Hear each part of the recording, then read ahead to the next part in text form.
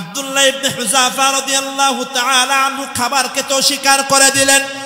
বাদশার কাছে বর্ণনা করা হলো, ও বাদশাহ, দুনিয়ার এত মানুষ দেখলাম, মুসলমানদের মতো এমন জাতি আর দেখলাম না, মনে হয় মারা যাবে, কিন্তু তারপরেও হারাম খাবার খেতে রাজি না।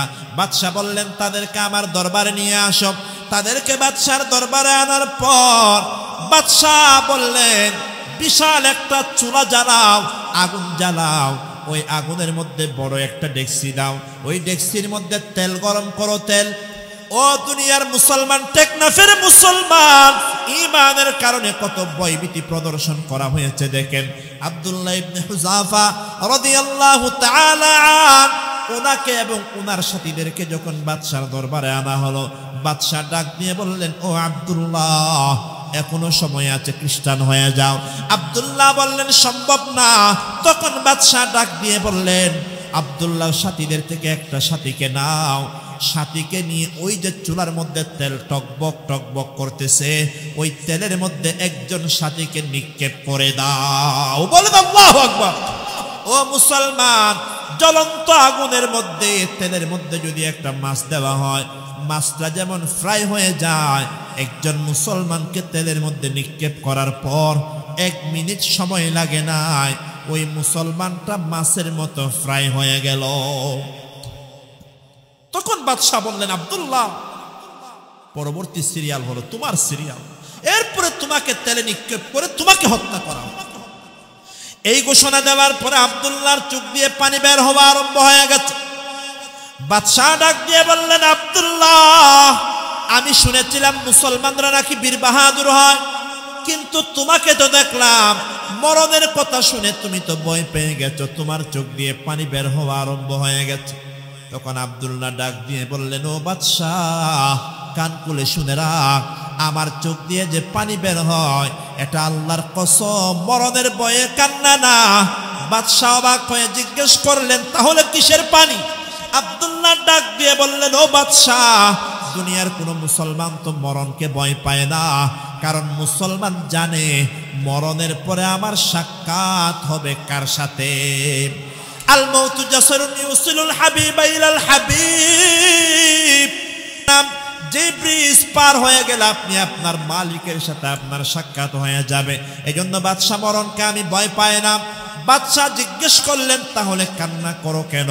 তখন আব্দুল্লাহ ডাক দিয়ে বললেন, ও বাদশাহ, আমি তো আল্লাহর দরবারে বলতেছি, আমি আল্লাহর দরবারে কান্না করে করে বলতেছি, ও আরশে আসিমের মালিক আল্লাহ, আপনি আমাকে মাত্র একটা হায়াত দিয়েছেন আল্লাহ, একটা প্রাণ নিয়ে দুনিয়ার জমিনে পাঠিয়েছেন। ও আল্লাহ, একটা প্রাণ আপনার রাস্তায় কুরবান করে দিয়ে আমি মনে শান্তি পাচ্ছি না। ঈমানের আওয়াজ নিয়ে বলেন দেখি, আমাকে আপনাকে এই মাহফিলে আসার জন্য তৌফিক দিয়েছেন কে? আল্লাহ তাআলা যদি তৌফিক না দিতেন আমি আপনি আসতে পারতাম?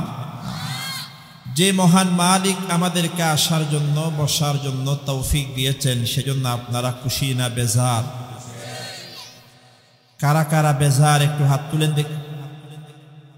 আলহামদুলিল্লাহ। খুশি কারা কারা তারা একটু হাত তুলেন দেখি। নারায়ে তাকবীর, জবান খুলে বলেন নারায়ে তাকবীর। আলহামদুলিল্লাহ। প্রিয় হাজরিন, আমি প্রায় মাহফিলে আলোচনার শুরুতে একটা কথা অবশ্যই বলি, সেটা হলো আমি আপনি সুন্দর পরিবেশে চমৎকার একটা আয়োজন, আমাদের মেম্বার সাহেব কত অসংখ্য টাকা পয়সা খরচ করে এই সুন্দর মাহফিলের আয়োজন করেছেন। আমরা আল্লাহর দরবারে দোয়া করি মাহফিলের জন্য যত টাকা খরচ হয়েছে আল্লাহ তাআলা যেন এগুলার বিনিময়ে হাজার হাজার কোটি কোটি সওয়াব আল্লাহ ওনাদের পরিবারের সবাইকে দান করেন। বড় করে বলি আমিন। আমরা সুন্দর পরিবেশে বসে বয়ান শোনার সুযোগ পাচ্ছি। আমাদের কিছু মজলুম মুসলমান ভাই বোনেরা ফিলিস্তিনের জমিনে এমন বিপদের মধ্যে আছে, দুনিয়ার জমিনে, আসমানের নিচে, জমিনের উপরে, বিশ্বের বুকে সবচাইতে নির্যাতিত মজলুম হলো ফিলিস্তিনের মজলুম মুসলমান ভাই বোনেরা, ঠিক কিনা বলেন? এদের উপরে তো জুলুম অত্যাচারের কোনো কারণ নাই, শুধু একটাই কারণ। একটা কারণ হলো এরা পৃথিবীতে দুনিয়ার কাউকে খোদা বলে বিশ্বাস করে না, দুনিয়ার কারো সামনে মাথা নত করে না। ফিলিস্তিনের মুসলমানেরা মাথা নত করে শুধু একজনের সামনে, তিনি হলেন কে? পৃথিবীতে কাউকে খোদা বলে মানতে রাজি না। পৃথিবীর যত বড় পরাশক্তি হোক না কেন, কেউ আমাদের খোদা না, আমরা কারো বান্দা না। আমাদের রব হলেন শুধুমাত্র একজন, তিনি হলেন কে?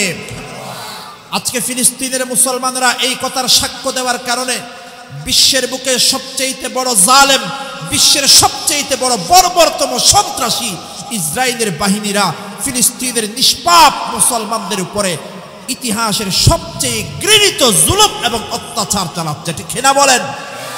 আল্লাহর কসম করে বলছি, আল্লাহর কসম, বিশ্বের মানুষ তো মনে করেছিল কয়েকদিনের ভিতরে ইসরায়েল ফিলিস্তিনের মুসলমানদেরকে বিশ্বের মানচিত্র থেকে মুছে ফেলবে, কারণ ইসরায়েলের হাতে পারমাণবিক বোমা আছে, পৃথিবীর সবচেয়ে শক্তিশালী অস্ত্র আছে।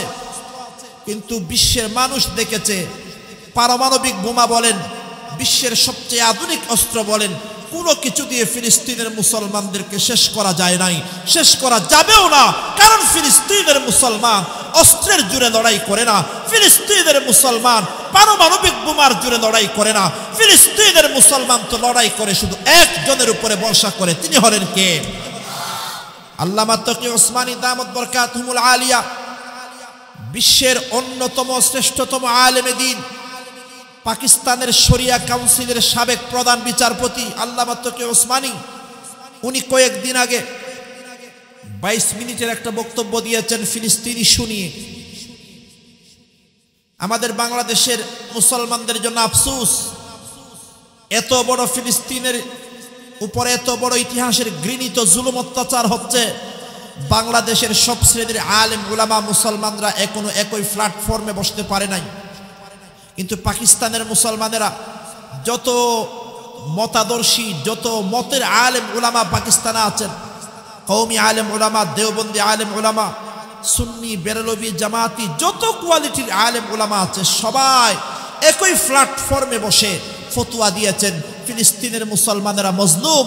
তাদের পক্ষে সারা বিশ্বের মুসলমানদেরকে যারা যেভাবে পারে সেভাবে ইসরায়েলিদের বিরুদ্ধে প্রতিবাদ জানানো দরকার, এই ফতোয়া পাকিস্তানের সমস্ত আলেমরা দিয়েছেন, বলেন আলহামদুলিল্লাহ। সেই কনফারেন্সে আল্লামা তকি ওসমানী দামত বরকাতুহুল আলিয়া 22 মিনিটের লম্বা লেকচার দিয়েছেন।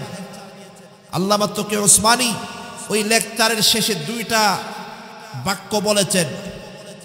আল্লামা তকি ওসমানী বলেছেন, ও দুনিয়ার মুসলমান, ভয় পাওয়ার কারণ নাই। खुदाई अमेरिका के हाथ में नहीं है, खुदाई सिर्फ अल्लाह के हाथ में है। ও বিশ্বের মুসলমান, পারমাণবিক বোমাকে ভয় করার প্রয়োজন নাই, আমেরিকা, রাশিয়া, চীনকে ভয় করার প্রয়োজন নাই। কারণ বিশ্বের খোদা তো আমেরিকাও না, ইসরায়েলও না, চীনও না, রাশিয়াও না। বিশ্বের খোদা হলেন শুধু একজন, তিনি হলেন কে?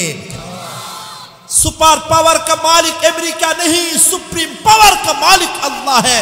ও মুসলমান, বিশ্বের সর্বোচ্চ ক্ষমতার মালিক আমেরিকা না, বিশ্বের সর্বোচ্চ ক্ষমতার মালিক ইসরায়েল না, দুনিয়ার কেউ না। বিশ্বের সর্বোচ্চ ক্ষমতার মালিক হলেন কে? আল্লাহ তাআলা প্রমাণ দিয়েছেন, আমি আল্লাহ বদরের প্রান্তরে আমার নবীকে যেমন 313 জন দুর্বল নিরস্ত্র সৈনিকদেরকে 1000 কাফেরদের সশস্ত্র বাহিনীর বিরুদ্ধে বিজয় যে আল্লাহ দিয়েছিলাম, ওই আল্লাহর ক্ষমতা এখনো কমে নাই। আমি আল্লাহ বিশ্বের মানুষকে দেখিয়ে দিয়েছি ফিলিস্তিনের হামাসের বীর মুজাহিদ বাহিনী, যাদের কাছে না আছে পৃথিবীর অস্ত্র, না আছে পৃথিবীর কোন আধুনিক পারমাণবিক বোমা, কিছু না থাকার পরেও ইসরায়েলের লাল কুত্তার বাহিনীদেরকে প্রতি রাতের ঘুম হারাম করে দিচ্ছে ফিলিস্তিনের মুজাহিদ বাহিনীরা, ঠিক কিনা বলেন? এজন্য মুসলমান, আমাদের দায়িত্ব হলো আমরা যারা যে অবস্থানে আছি, আমাদের অবস্থান থেকে ফিলিস্তিনের মুসলমানদের পাশে দাঁড়াতে হবে। ইসরায়েলের বর্বর জালেম সন্ত্রাসীদের বিরুদ্ধে আমাদের সর্বাত্মক প্রতিবাদ, প্রতিরোধ গড়ে তুলতে হবে, ঠিক কিনা বড় করে বলেন? আল্লাহ তাআলা সারা বিশ্বের মুসলমানদেরকে এক হওয়ার তৌফিক দান করেন, বড় করে বলি আমিন। আল্লাহ তাআলা ফিলিস্তিনের মজলুম মুসলমান ভাই বোনদের জান, মাল, ঈমান, আমলকে আল্লাহ তাআলা হেফাজত করেন, সবাই জবান খুলে বলেন আমিন। প্রিয় হাজিরিন, আমি আপনাদের সামনে কোরআনুল কারীমের একটা আয়াতে কারীমা তেলাওয়াত করেছি। এই আয়াতে কারীমাকে সামনে রেখে ইনশাআল্লাহ অল্প আলোচনা করব। আল্লাহ তাআলা আমাদের সবাইকে বুঝার এবং আমল করার তৌফিক দান করেন, বড় করে বলি আমিন। সূরাতুল বাকারার এই আয়াত আল্লাহ তাআলা বলেন, وَلَنَبْلُوَنَّكُمْ بِشَيْءٍ مِّنَ الْخَوْفِ وَالْجُوعِ وَنَقْصٍ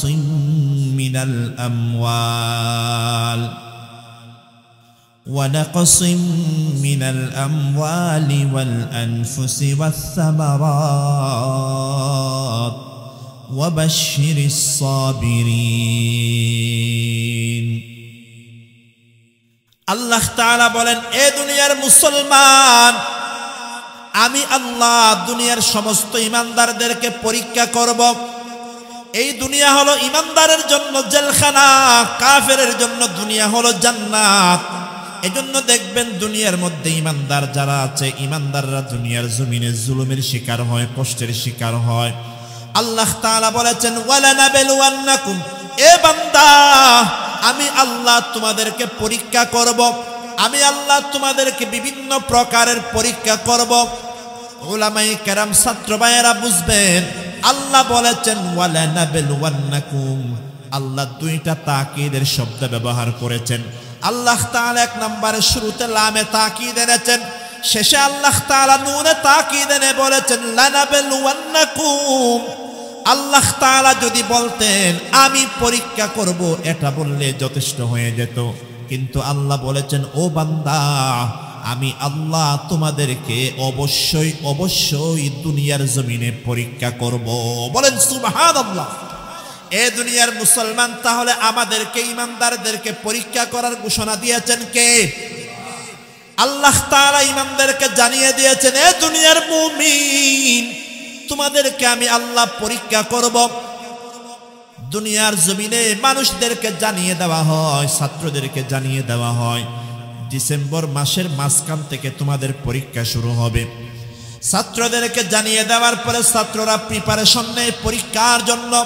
তদ্রূপ আল্লাহ তাআলা ইমানদারদেরকে জানিয়ে দিয়েছেন, ও দুনিয়ার ইমানদার, আমি আল্লাহ তোমাদের কাছ থেকে পরীক্ষা নেব। এই কথা জানানোর দ্বারা ইমানদারের লাভ হলো একটা, ইমানদার পরীক্ষার জন্য প্রস্তুতি নিতে পারবে। বলেন সুবহানাল্লাহ। এখন কি পরীক্ষা নেওয়া হবে? পৃথিবীর মধ্যে তো প্রশ্নপত্র ফাঁস হয়ে গেলে সারা দুনিয়াতে বদনাম দুর্নাম হয়, কিন্তু আল্লাহ তাআলা বান্দাদের উপর কত বড় দয়ালু। আল্লাহ যে শুধু পরীক্ষা নিবেন শুধু তা বলেন নাই, বরং কি কি বিষয়ে আল্লাহ পরীক্ষা নিবেন, প্রশ্নের মধ্যে কোন কোন প্রশ্নগুলো আসবে, এটাও আল্লাহ ইমানদারদেরকে জানিয়ে দিয়েছেন। বলেন সুবহানাল্লাহ। আল্লাহ তাআলা বললেন, বান্দা, সর্বমোট 5টা বিষয়ের পরীক্ষা আমি আল্লাহ নেব। একটু বলেন দেখি, কয়টা বিষয়ের পরীক্ষা আল্লাহ নিবেন? 5টা। 1 নাম্বার, ওয়ালানাবলুওয়ান্নাকুম বিশাইইন মিনাল খাউফ। 1 নাম্বার পরীক্ষা নেওয়া হবে, দুনিয়ার জমিনে নানান ধরনের ভয়ভীতির মাধ্যমে তোমাদের পরীক্ষা নেওয়া হবে, তোমাদেরকে ভয়ভীতি প্রদর্শন করা হবে। 2 নাম্বার হলো ওয়াল জু, ক্ষুধার মাধ্যমে, দারিদ্রতার মাধ্যমে তোমাদের পরীক্ষা নেওয়া হবে। 3 নাম্বার ওয়ানাকসিম মিনাল আমওয়াল, সম্পদের ক্ষতির মাধ্যমে, লসের মাধ্যমে পরীক্ষা নেওয়া হবে। 4 নাম্বার হলো ওয়ানাকসিম মিনাল আমওয়ালি ওয়াল আনফুস, তোমাদের জানের লসের মাধ্যমে পরীক্ষা নেওয়া হবে। 5 নাম্বার ওয়াসসামারাত, ক্ষেত খামারের লসের মাধ্যমে, ক্ষতির মাধ্যমে তোমাদের পরীক্ষা নেওয়া হবে। তাহলে সর্বমোট ইমানদারকে 5 বিষয়ের পরীক্ষা নেওয়ার ঘোষণা দিয়েছেন কে? 5টা বিষয়। 1 নাম্বার, দুনিয়ার বিভিন্ন সাইড থেকে আপনাকে নানান ধরনের হুমকি ধমকি দেওয়া হবে, ভয়ভীতি প্রদর্শন করা হবে। 2 নাম্বার, ক্ষুধার মাধ্যমে, দারিদ্রতার মাধ্যমে, খাওয়ার জন্য আপনার ঘরে ভাত থাকবে না, এভাবে আপনাকে পরীক্ষা করা হবে। 3 নাম্বার, আপনার সম্পদের লস হয়ে যাবে, ক্ষতি হয়ে যাবে। 4 নাম্বার, আপনার প্রাণের ক্ষতি হয়ে যাবে। 5 নাম্বার, ক্ষেত খামারের ক্ষতি হয়ে যাবে। এই 5 বিষয়ে আল্লাহ ইমানদারদেরকে পরীক্ষা নেবে। 5 বিষয় সবগুলা থেকেও পরীক্ষা আসতে পারে, অথবা যে কোনো একটার পরীক্ষা আসতে পারে। একটা একটা করে আমরা শুনি। 1 নাম্বার, ওয়ালানাবলুওয়ান্নাকুম বিশাইইন মিনাল খাউফ, নানান ধরনের ভয়ভীতির মাধ্যমে তোমাদেরকে পরীক্ষা নেওয়া হবে। ও দুনিয়ার মুসলমান, আল্লাহ তাআলা বলেছেন আলিফ লাম মিম আহাসিবান নাসু আন ইউতরাকু আন ইয়াকুলু আমান্না ওয়া হুম লা ইফতানুন। আল্লাহ তাআলা বলেন, এ দুনিয়ার মুসলমান, তোমরা কি মনে করেছো শুধু আল্লাহর উপরে ঈমান নিয়ে আসলে তুমি জান্নাত পেয়ে যাবা? এটা কি মনে করেছো নাকি বান্দা? শুধু ঈমান আনলে হবে না, আমি আল্লাহ তোমাদেরকে অবশ্যই অবশ্যই পরীক্ষা করব। বলেন আল্লাহু আকবার। পরীক্ষা আল্লাহ করবেন, শুধু ঈমান আনলাম না, ঈমান আনার পরে এই ঈমানের উপর আপনার পরীক্ষা নেওয়া হবে। এই পরীক্ষার মধ্যে যদি আপনি সফল হতে পারেন, তাহলে আপনার ঈমান কবুল হয়ে যাবে কার দরবারে? জবান খুলে বলেন, কার দরবারে? তাহলে বোঝা গেল ঈমান আনার পরে আমার আপনার ঈমানকে বিভিন্ন ধরনের হুমকি দমকি দেওয়া হবে ঈমান ছেড়ে দেওয়ার জন্য। পৃথিবীর ইতিহাসে এই ধরনের অসংখ্য ঘটনা আছে যে ঈমান আনার কারণে মুসলমানদের উপরে হাজার ধরনের ভয়ভীতি প্রদর্শন করা হচ্ছে। এটা আজকের ঘটনা না, সাহাবায়ে কেরামের জীবনে হাজার হাজার ঘটনা আছে যে ঈমান আনার কারণে, আর কোনো অপরাধ নাই, শুধু ঈমানের কারণে অসংখ্য ভয়ভীতি প্রদর্শন করা হয়েছে। শুধু একটা ঘটনা শুনেন। আল্লাহর নবীর জমানার পরে হযরত আবু বকরের পরে হযরত ওমর যখন খলিফা হলেন, ওমর রাদিয়াল্লাহু আনহু খলিফা হওয়ার সময় বিশ্বের বুকে পরাশক্তি ছিল। বর্তমানে যেমন আমেরিকা, রাশিয়া, চীন এগুলা যেমন পরাশক্তি, ওই জমানার পরাশক্তি ছিল রোম, পারস্য, রোম। হযরত ওমরের জমানায় মুসলমানদের সেনাবাহিনীর সাথে রোমের বাহিনীর সাথে লড়াই হয়েছে, যুদ্ধ হয়েছে। তৎকালীন রোম সম্রাটের নাম ছিল হেরাক্লিয়াস। ওই হেরাক শুনল, রোমের প্রেসিডেন্ট শুনল যে মুসলমানদের ঈমান নাকি খুব বেশি মজবুত হয়। এই কথা শোনার পরে হেরাক্ল, যে রোমের প্রেসিডেন্ট, সে মনে মনে নিয়ত করল আমি মুসলমানদের ঈমানটা একটু পরীক্ষা করে দেখ। এই জন্য সেনাবাহিনীকে বলে দিল কিছু মুসলমানদেরকে জীবিত আমার কাছে গ্রেফতার করে নিয়ে আসবা। এই টেকনাফের মুসলমান খুব ভালো করে শুনেন, হযরত ওমর রাদিয়াল্লাহু তাআলা আনহুর জামানায় রোমের বাহিনীর সাথে মুসলমানদের সাথে যখন লড়াই শুরু হয়ে গেল, জিহাদ শুরু হয়ে গেল। জিহাদ শুরু হওয়ার পর বাদশার নির্দেশনা অনুযায়ী কিছু মুসলমানদেরকে জীবিত গ্রেফতার করে বাদশার দরবারে আনা হলো। বাদশার দরবারে আনার পর রোমের বাদশা হিরাক্ল জিজ্ঞেস করলো, মান সাইয়্যিদুকুম, তোমাদের মধ্যে তোমাদের নেতাকে, তোমাদের লিডারকে একটু আমাকে বলো। এই প্রশ্ন করার পর তাদের মধ্যে একজন দাঁড়িয়ে বললেন, আনা সাইয়্যিদুহুম, আমি হলাম তাদের সরদার। বাদশাহ জিজ্ঞেস করলেন, মাসমুকা, তোমার নাম কি? ওই যুবক ডাক দিয়ে বললেন, আমার নাম হলো ইসমি আব্দুল্লাহ ইবনে হুযাফা আস-সাহামি, আমার নাম হলো আব্দুল্লাহ ইবনে হুযাফা। রোমের বাদশা তখন আব্দুল্লাহ ইবনে হুযাফাকে ডাক দিয়ে বললেন, ও আব্দুল্লাহ, আমার পাশের চেয়ারে বসো। আব্দুল্লাহ ইবনে হুযাফাকে রোমের বাদশা নিজের পাশের চেয়ারে বসালেন। মুসলমান খুব ভালো করে শুনবেন, রোমের বাদশার দরবারে যারা ছিলেন, মন্ত্রী পরিষদ, উপদেষ্টা পরিষদ যারা ছিলেন, তারা সবাই অবাক হয়ে গেলেন। তারা তো মনে মনে চিন্তা করেছিলেন বাদশা মনে হয় এই সমস্ত মুসলমান সবাইকে হত্যা করে ফেলবে, কিন্তু বাদশা তাদেরকে হত্যা না করে ওই তাদের নেতাকে নিজের পাশে কেন বসালেন?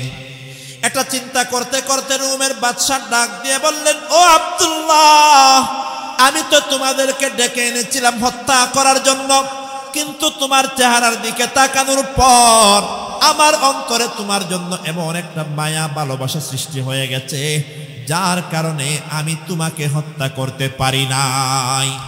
ও আব্দুল্লাহ, আমি তোমার সাথে আত্মীয়তার সম্পর্ক করতে চাই। আব্দুল্লাহ ডাক দিয়ে বললেন, আপনি তো খ্রিস্টান, আমি তো মুসলমান, মুসলমানের সাথে খ্রিস্টানের সম্পর্ক হতে পারে না। তখন বাদশা ডাক দিয়ে বললেন, ও আব্দুল্লাহ, তোমার সাথে আমি সম্পর্ক করব, মাত্র একটা রাস্তা আছে, তুমি আব্দুল্লাহ নিজের ইসলাম ধর্ম ছেড়ে দাও, আমার খ্রিস্টান ধর্মটা গ্রহণ করে নাও। আমার খ্রিস্টান ধর্ম যদি তুমি গ্রহণ করে নাও, আমি বাদশাহ তুমি আব্দুল্লাহকে আমার বন্ধু হিসেবে গ্রহণ করে নেব। বলেন নাউজুবিল্লাহ। তাহলে এক নম্বরে প্রস্তাব দেওয়া হলো খ্রিস্টান হয়ে যাও। এরপরে বাদশাহ বললেন, ও আব্দুল্লাহ, তুমি হয়তো মনে মনে চিন্তা করবা, আমি যদি খ্রিস্টান হয়ে যাই মুসলমানরা তো আমাকে সমাজ থেকে বের করে দেবে, দুনিয়ার কোন জায়গার মধ্যে গিয়ে আমি আশ্রয় নেব? বাদশাহ ডাক দিয়ে বললেন, আব্দুল্লাহ, চিন্তা করার কোনো কারণ নাই। আমার ঘরে একজন 16 বছর বয়সী একজন সুন্দরী যুবতী আছে আমি বাদশাহ তোমার সাথে ওয়াদা করলাম, তুমি যদি আমার খ্রিস্টান ধর্ম গ্রহণ করে নাও, আমার 16 বছর বয়সী যুবতী মেয়েকে তুমি আব্দুল্লাহর সাথে বিবাহ করায়া দেব। বলেন না নাউজুবিল্লাহ। আর আব্দুল্লাহ, তুমি চিন্তা করিও না, আমার মেয়ের সাথে বিবাহ দেওয়ার পর আমার যে রোমের বিশাল সাম্রাজ্য আছে, আমি আমার রোম সাম্রাজ্যের অর্ধেক সাম্রাজ্য তুমি আব্দুল্লাহর নামে লিখে দেব, যেন তোমার কোনো টেনশন করার প্রয়োজন না হয়। এখন অর্ধেক সাম্রাজ্য তোমার নামে লিখে দেব, আর বাকি অর্ধেক যে রোমের সাম্রাজ্য আছে, আমি বাদশাহ মারা যাওয়ার পর তুমি বাকি অর্ধেক সাম্রাজ্যের মালিক হয়ে যাবা। অর্থাৎ আমি মারা যাওয়ার পর তুমি রোমের পরবর্তী প্রেসিডেন্ট হয়ে যাবে। বলেন না নাউজুবিল্লাহ। ও টেকনাফের মুসলমান, খুব ভালো করে বুঝেন, যেমন তেমন কোনো অফার নয়। তুমি যদি খ্রিস্টান হয়ে যাও, এক নাম্বার অফার বাদশাহ দিলেন। এক নাম্বার অফার দেওয়া হলো, তুমি এবং তোমার সাথে 80-90 জন যারা আছো, এক নাম্বার অফার হলো তোমাদের সবাইকে মুক্তি দিয়ে দেওয়া হবে। 2 নাম্বার আমার যুবতী মেয়ের সাথে তোমাকে বিয়ে দেওয়া হবে। 3 নাম্বার আমার সাম্রাজ্যের অর্ধেক সাম্রাজ্য তোমার নামে লিখে দেওয়া হবে। 4 নাম্বার আমি বাদশাহ মারা যাওয়ার পর তুমি পরবর্তী রোমের বাদশাহ হয়ে যাবা। ও টেকনাফের মুসলমান, বাদশাহ যত বড় অফার দিলেন, বর্তমান জামানায় মুসলমানদের ঈমান বিক্রি করার জন্য এত বড় অফার দেওয়ার প্রয়োজন হয় না।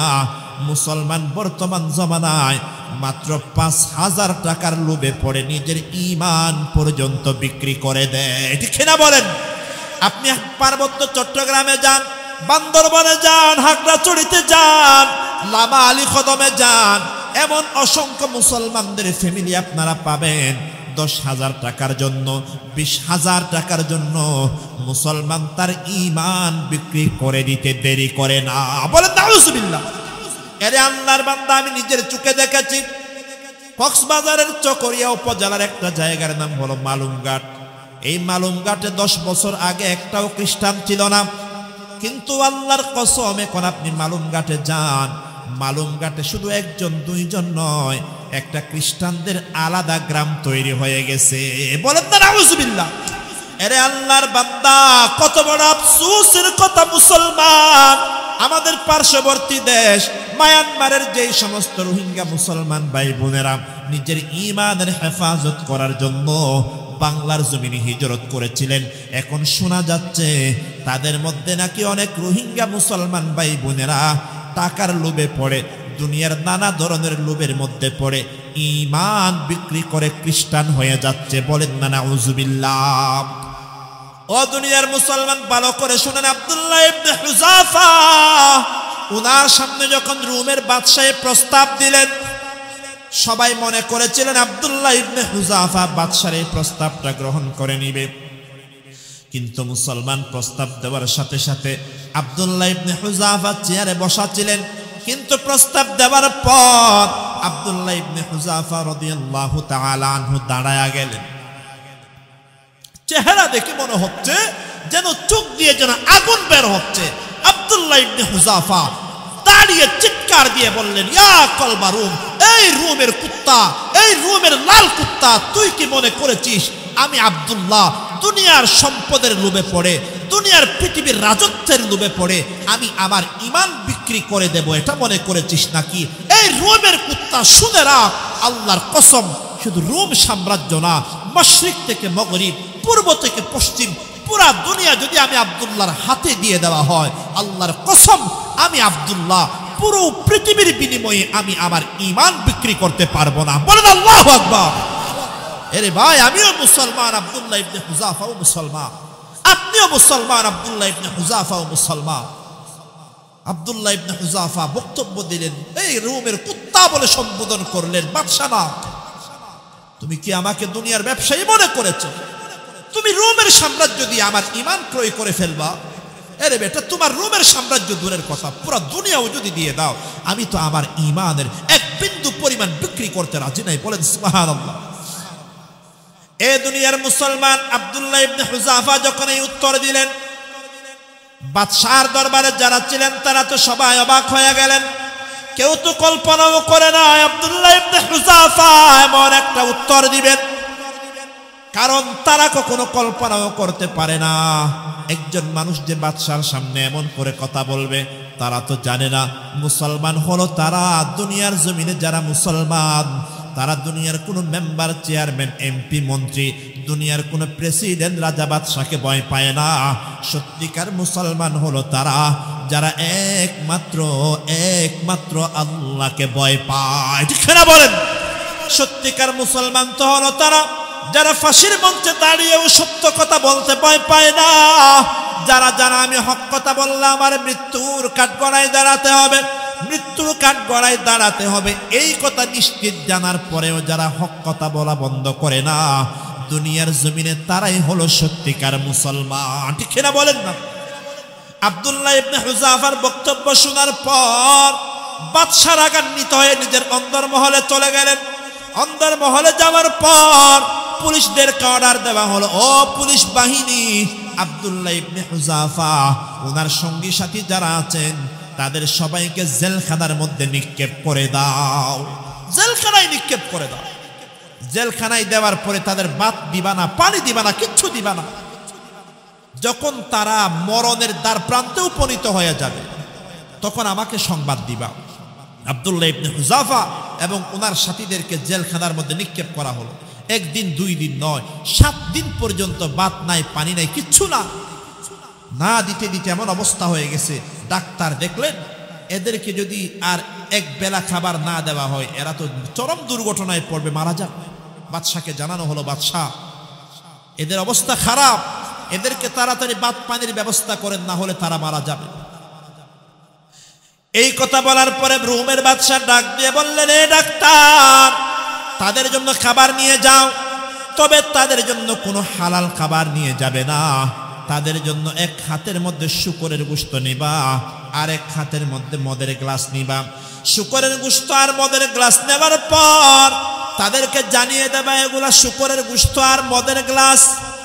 এ দুনিয়ার মুসলমান, শূকরের গোশত আর মদের গ্লাস আব্দুল্লাহ ইবনে হুযাফার সামনে উপস্থিত করা হলো। জানিয়ে দেওয়া হলো, ও আব্দুল্লাহ, তোমার জন্য শূকরের গোশত আর মদের গ্লাস উপস্থিত করা হয়েছে। আব্দুল্লাহ ইবনে হুযাফা এমন দুর্বল হয়ে গিয়েছিলেন, মুখ থেকে যেন একটা শব্দও বের হচ্ছে না। কিন্তু আল্লাহর বান্দা যখন শুনলেন মদের গ্লাস আর শরাব, মদের গ্লাস আর শুয়োরের গোশত উপস্থিত করা হয়েছে, সাথে সাথে আব্দুল্লাহ ইবনে হুযাফা বাঘের মতো গর্জন দিয়ে বললেন, এ রোমের সেনাবাহিনীরা কান খুলে শুনে রাখ, প্রয়োজন হলে আমি আব্দুল্লাহ ক্ষুধার্ত অবস্থায় আমি মারা যাব, তারপরেও হারামের কোনো অংশ আমি আমার শরীরে প্রবেশ করতে দেব না। বলেন সুবহানাল্লাহ। ও দুনিয়ার মুসলমান ইমানদার, কারে বলে শুনে রাখো, টেকনাফের মুসলমান, প্রয়োজনে আমি মারা যাব, প্রয়োজনে আমি ক্ষুধার্ত অবস্থায় আমার জীবন পাখি বের হয়ে যাবে, তারপরেও তো আমি আমার শরীরে হারামের কোনো অংশ ঢুকাইতে পারবো না। বোঝা গেল মুসলমান, আমি আপনি পরিপূর্ণ মুসলমান হওয়ার জন্য নামাজ রোজার যেমন দরকার আছে, হারাম ছেড়ে দিয়ে হালাল দিয়ে জীবন পরিচালনা করার দরকার আছে না নাকি নাই? আরে আল্লাহর বান্দা, আমি সুদের মাধ্যমে টাকা ইনকাম করলাম, ঘুষের মাধ্যমে টাকা ইনকাম করলাম, আমি হারাম ব্যবসা করে টাকা ইনকাম করলাম, আমি হারাম অবৈধ ব্যবসার মাধ্যমে টাকা ইনকাম করলাম। নবী তো বলেছেন, লা ইয়াদখুলুল জান্নাতা জাসাদুন গুযিয়া বিল হারাম, যেই শরীরের মধ্যে হারামের কোনো অংশ ঢুকবে ওই শরীরের জন্য জান্নাত হারাম করে দিবেন কে? আব্দুল্লাহ ইবনে হুযাফা রাদিয়াল্লাহু তাআলা আনহু খাবারকে তো স্বীকার করে দিলেন। বাদশার কাছে বর্ণনা করা হলো, ও বাদশাহ, দুনিয়ার এত মানুষ দেখলাম, মুসলমানদের মতো এমন জাতি আর দেখলাম না, মনে হয় মারা যাবে, কিন্তু তারপরেও হারাম খাবার খেতে রাজি না। বাদশাহ বললেন, তাদেরকে আমার দরবারে নিয়ে আসো। তাদেরকে বাদশার দরবারে আনার পর বাদশাহ বললেন, বিশাল একটা চুলা জ্বালাও, আগুন জ্বালাও, ওই আগুনের মধ্যে বড় একটা ডেকচি দাও, ওই ডেকচির মধ্যে তেল গরম করো। তেল, ও দুনিয়ার মুসলমান, টেকনাফের মুসলমান, ঈমানের কারণে কত ভয়ভীতি প্রদর্শন করা হয়েছে দেখেন। আব্দুল্লাহ ইবনে হুযাফা রাদিয়াল্লাহু তাআলা আন, ওনাকে এবং ওনার সাথীদেরকে যখন বাদশার দরবারে আনা হলো, বাদশাহ ডাক দিয়ে বললেন, ও আব্দুল্লাহ, এখনো সময় আছে, খ্রিস্টান হয়ে যাও। আব্দুল্লাহ বললেন, সম্ভব না। তখন বাদশাহ ডাক দিয়ে বললেন, আব্দুল্লাহ সাথীদের থেকে একটা সাথীকে নাও, সাথীকে নিয়ে ওই যে চুলার মধ্যে তেল টকবক টকবক করতেছে, ওই তেলের মধ্যে একজন সাথীকে নিক্ষেপ করে দাও। বলেন আল্লাহু আকবার। ও মুসলমান, জ্বলন্ত আগুনের মধ্যে, তেলের মধ্যে যদি একটা মাছ দেওয়া হয়, মাছটা যেমন ফ্রাই হয়ে যায়, একজন মুসলমানকে তেলের মধ্যে নিক্ষেপ করার পর 1 মিনিট সময় লাগে নাই, ওই মুসলমানটা মাছের মতো ফ্রাই হয়ে গেল। তখন বাদশাহ বললেন, আব্দুল্লাহ, পরবর্তী সিরিয়াল হলো তোমার সিরিয়াল, এরপরে তোমাকে তেলে নিক্ষেপ করে তোমাকে হত্যা করা। এই ঘোষণা দেওয়ার পরে আব্দুল্লাহর চোখ দিয়ে পানি বের হওয়া আরম্ভ হয়ে গেছে। বাদশাহ ডাক দিয়ে বললেন, আব্দুল্লাহ, আমি শুনেছিলাম মুসলমানরা নাকি বীর বাহাদুর হয়, কিন্তু তোমাকে তো দেখলাম মরণের কথা শুনে তুমি তো ভয় পেয়ে গেছো, তোমার চোখ দিয়ে পানি বের হওয়া আরম্ভ হয়ে গেছে। তখন আব্দুল্লাহ ডাক দিয়ে বললেন, ও বাদশাহ, কান খুলে শুনে রাখ, আমার চোখ দিয়ে যে পানি বের হয় এটা আল্লাহর কসম, মরণের ভয়ে কান্না না। বাদশাহ অবাক হয়ে জিজ্ঞেস করলেন, তাহলে কিসের পানি? আব্দুল্লাহ ডাক দিয়ে বললেন, ও বাদশাহ, দুনিয়ার কোনো মুসলমান তো মরণকে ভয় পায় না, কারণ মুসলমান জানে মরণের পরে আমার সাক্ষাৎ হবে কার সাথে। আল মাউতু জাসরুন ইউসিলুল হাবিবা ইলাল হাবিব, যে ব্রিজ পার হয়ে গেলে আপনি আপনার মালিকের সাথে আপনার সাক্ষাৎ হয়ে যাবে। এজন্য বাদশাহ মরণকে আমি ভয় পাই না। বাদশাহ জিজ্ঞেস করলেন, তাহলে কান্না করো কেন? তখন আব্দুল্লাহ ডাক দিয়ে বললেন, ও বাদশাহ, আমি তো আল্লাহর দরবারে বলতেছি, আমি আল্লাহর দরবারে কান্না করে করে বলতেছি, ও আরশে আসিমের মালিক আল্লাহ, আপনি আমাকে মাত্র একটা হায়াত দিয়েছেন আল্লাহ, একটা প্রাণ নিয়ে দুনিয়ার জমিনে পাঠিয়েছেন। ও আল্লাহ, একটা প্রাণ আপনার রাস্তায় কুরবান করে দিয়ে আমি মনে শান্তি পাচ্ছি না। শুধু একটা প্রাণ কুরবান দিয়ে কি হবে? ও আল্লাহ, আপনি যদি, আমি আব্দুল্লাহকে যদি 1000 জীবন যদি দান করতেন, আমাকে 1 লক্ষ জীবন যদি আপনি দান করতেন, 1 লক্ষ জীবন আমি আপনার রাস্তার মধ্যে কুরবান করে দিতাম। বলেন আল্লাহু আকবার। ও আল্লাহ, একটা জীবন কুরবান করে কি হবে আল্লাহ? আমার তো মনে চায় আমার 100টা জীবন সবগুলো আপনি আল্লাহর জন্য কুরবান করে দিতে। বলেন না সুবহানাল্লাহ। ও মুসলমান, বাদশাহ দেখলেন এরা তো অন্য ধরনের জাতি, কোন লেভেলের জাতি এরা, না মরণকে ভয় পায়, কোনো কিছুই ভয় পায় না। তখন বাদশাহ চিন্তা করলেন, এদেরকে ফাঁসি দিয়ে কোনো লাভ নাই, কারণ এরা তো মরণকেই ভয় পায় না, ফাঁসি দিয়ে লাভ। তখন বাদশাহ বললেন, ও আব্দুল্লাহ, তোমাদেরকে ছেড়ে দেওয়া হবে, ফাঁসি দেওয়া হবে না, তবে একটা শর্ত আছে, আমার কপালে যদি তুমি চুমু দাও, আব্দুল্লাহ, তুমি যদি আমার কপালে চুমু দাও, তাহলে আমি তোমাকে আমি মুক্তি দিয়ে দেব। আব্দুল্লাহ ইবনে হুযাফা বললেন, শুধু আমাকে মুক্তি দিলে হবে না, আমার সঙ্গী সাথী যারা আছে তাদের সবাইকে যদি আপনি মুক্তি দিয়ে দেন, তাহলে আমি আপনার কপালে চুমু দিতে রাজি আছি। বলেন সুবহানাল্লাহ। তখন বাদশাহ বললেন, কোনো অসুবিধা নেই, সবাইরা আমি মুক্তি দিয়ে দেব। তখন আব্দুল্লাহ ইবনে হুযাফা রাদিয়াল্লাহু আনহু ওই বাদশার কপালে চুমু খেলেন। তখন বাদশাহ বললেন, এই আব্দুল্লাহ ইবনে হুযাফার সঙ্গী সাথী যারা আছে সবাইরে মুক্তি দিয়ে দাও। বলেন সুবহানাল্লাহ। আব্দুল্লাহ ইবনে হুযাফা যখন রুম থেকে মদিনা শরীফে আসলেন, হযরত ওমর রাদিয়াল্লাহু আনহুর সামনে পুরো ঘটনা বর্ণনা করে শোনালেন। হযরত ওমর রাদিয়াল্লাহু আনহু মদিনা শরীফের মিম্বরে দাঁড়িয়ে বললেন, সমস্ত মুসলমানদের উচিত হলো আব্দুল্লাহ ইবনে হুযাফার কপালে চুমু খাওয়া। এরপর হযরত ওমর নিজে আব্দুল্লাহ ইবনে হুযাফার কপালে চুমু খেলেন। সমস্ত মুসলমানরা এসে আব্দুল্লাহ ইবনে হুযাফার কপালে চুমু খেলেন। বলেন সুবহানাল্লাহ। এ মুসলমান, বলতে চেয়েছিলাম, বলে না বেলুয়ান্নাকুম বিশাইইম মিনাল খাউফ। আল্লাহ বলেছেন, বান্দা তোমাদেরকে আমি আল্লাহ পরীক্ষা করব বিশাইইম মিনাল খাউফ, ভয়ভীতির মাধ্যমে পরীক্ষা করা হবে। এ টেকনাফের মুসলমান আব্দুল্লাহ ইবনে হুযাফা রাদিয়াল্লাহু তাআলা আনহুকে ভয়ভীতির মাধ্যমে পরীক্ষা করা হয়েছে। জবান খুলে বলেন, এত পরীক্ষা করা হয়েছে, এত জুলুম করা হয়েছে, নির্যাতন করা হয়েছে, বাত বন্ধ করে দেওয়া হয়েছে, পানি বন্ধ করে দেওয়া হয়েছে। এত জুলুম করার পরেও জবান খুলে বলেন, তারা কি ঈমান ছেড়ে দিয়েছে নাকি? এই জন্য মুসলমান, আমাদের শিক্ষা হলো এটা, জীবনে আমার উপর নানান ধরনের ভয় আসবে, আমি আমার ঈমানের উপরে চললে আমার পরিবার আমাকে বাঁধা দিবে, আমার সমাজ আমাকে বাঁধা দিবে, আমার দেশ আমাকে বাঁধা দিবে। এরে দুনিয়ার মুসলমান, প্রয়োজন হলে আমি আমার পরিবার ছেড়ে দেব, আমি আমার সমাজ ছেড়ে দেব, আমি দুনিয়ার সব কিছু আমি ছাড়তে পারবো। তারপরেও মুসলমান কখনো তার ঈমান ছাড়তে পারে না। ঠিক না বলেন? সবাই একটু মুহাব্বত নিয়ে বড় আওয়াজ নিয়ে জিকির করি, লা ইলাহা,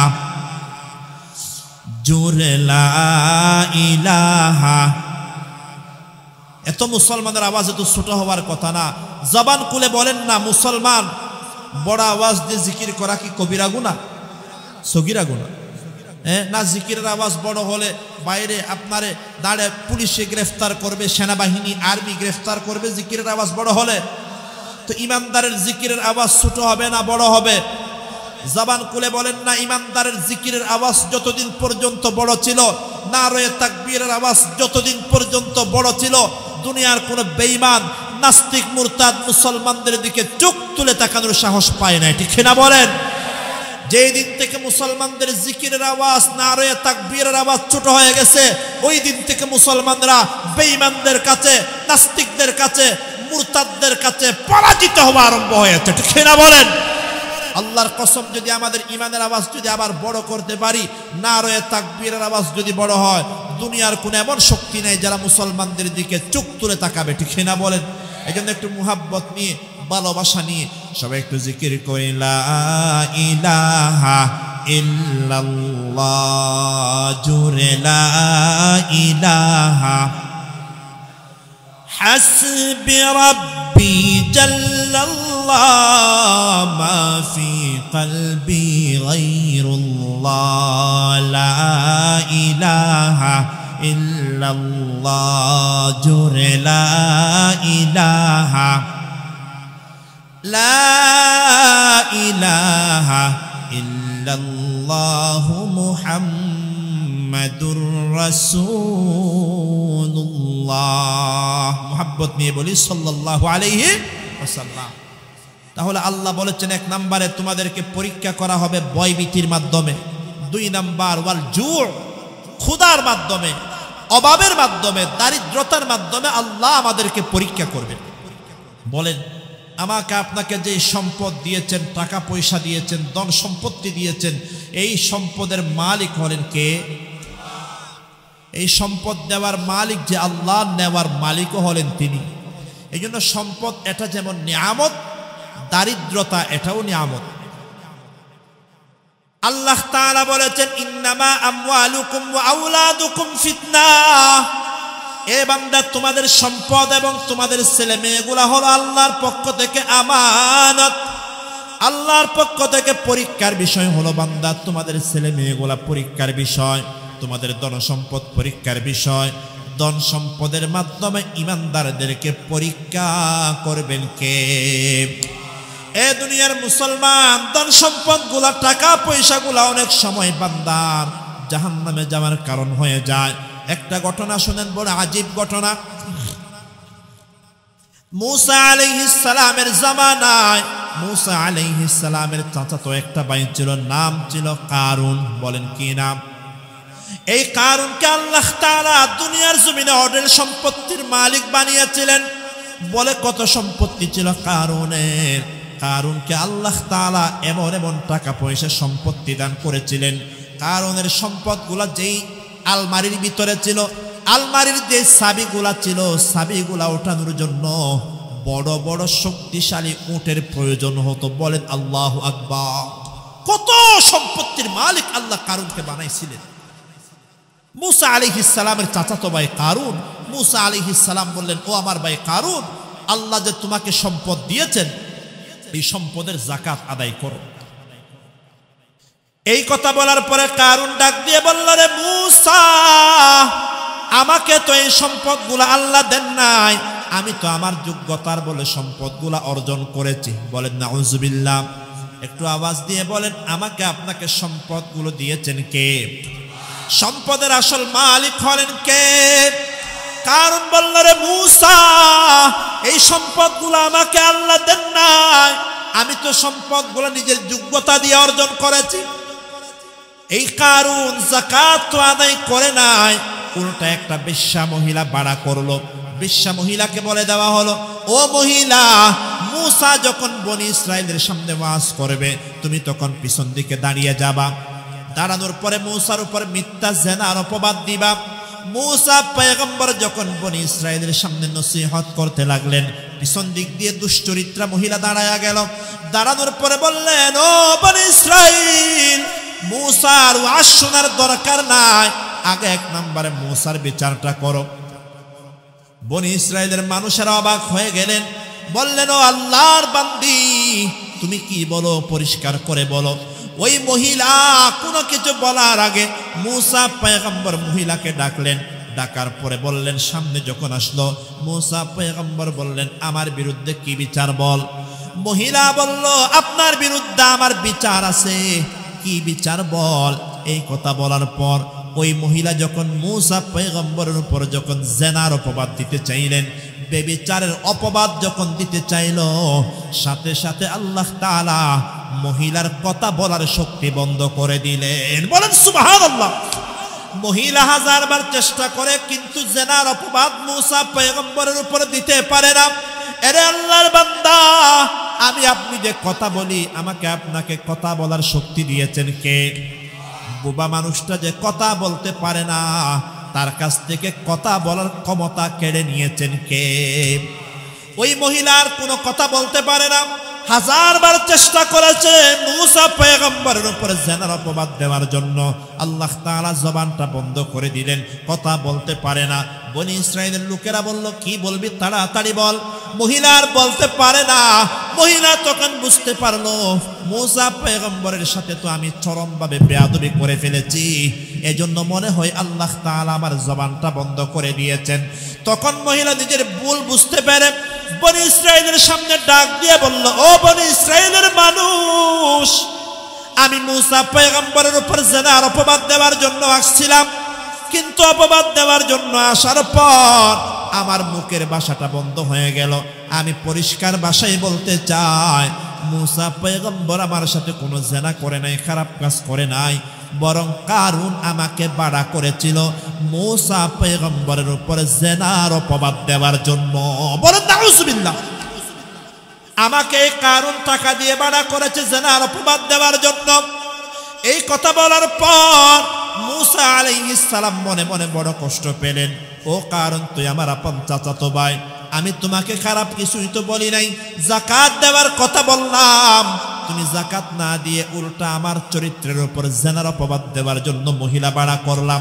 আল্লাহর কাছে দোয়া করে বললেন, ও আরশে আজিমের মালিক আল্লাহ, কারুন যে আমার উপর জুলুম করেছে, আল্লাহ আমি এটার বিচার চাই।